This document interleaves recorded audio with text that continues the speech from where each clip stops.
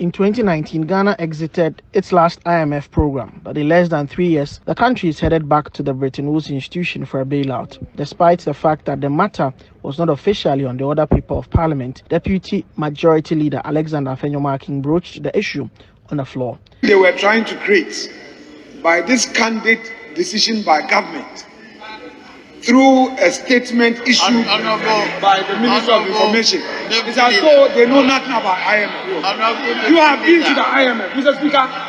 You were not confronted by an international crisis. You went to IMF because of mismanagement. Why are you not telling us that we are going to IMF? When you moved, Mr. Speaker, grant me the space. Mr. Speaker, when they were in government, there was no international crisis. You went to IMF.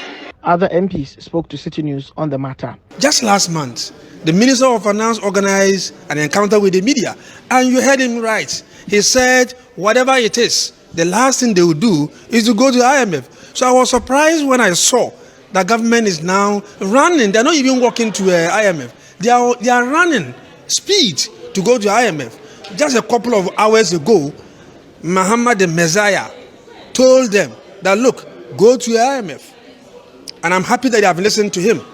One thing left is that they should fire the Minister of Finance, because Mama added it to the recommendation that he made to government. And if they don't fire him, we are not going anywhere. He will mess up whatever bailout that we are going to get from IMF. The no government will say that I want to impoverish the lot or make people life uncomfortable for their citizens. No government worth its salt will do that. But certain circumstances beyond your control will lead to some hardships which we all admit to. So the NPP government has taken a bold decision to engage the IMF in a way that Ghana can get a program.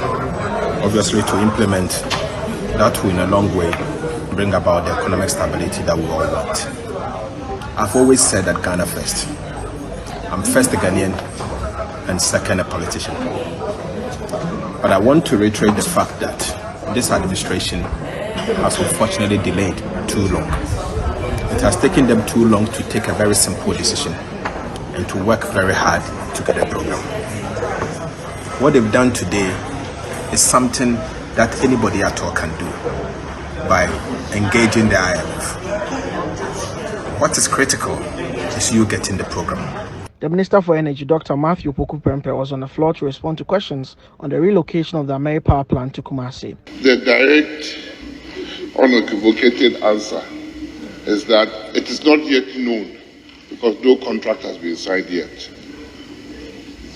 Even though I can give a breakdown, the total cost, as in the question, what is the total cost of the relocation of Ameri is not yet decided because we haven't signed the contract yet. There are still negotiations at the level of VRA and the Ministry of Energy.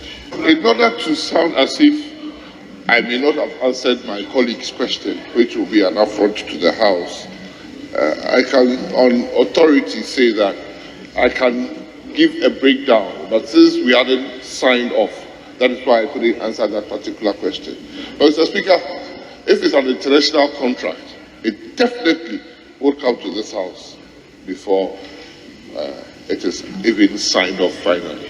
The Minister for Food and Agriculture was also in the House to answer questions on the shortage of weedicides and other matters. MP for Central Tongue, Alexander Hotoje, who asked the question, spoke to City News. Weedicides that I saw a tin in 2016 at 14 cedis are now being sold today 70 cedis. And people cannot afford. They are complaining every now and then. I come from an agrarian constituency, and the people have been crying every now and then, complaining that the prices of weedicides is rocketing. Many of the members of parliament that I've spoken to, in principle, are not opposed to an IMF program.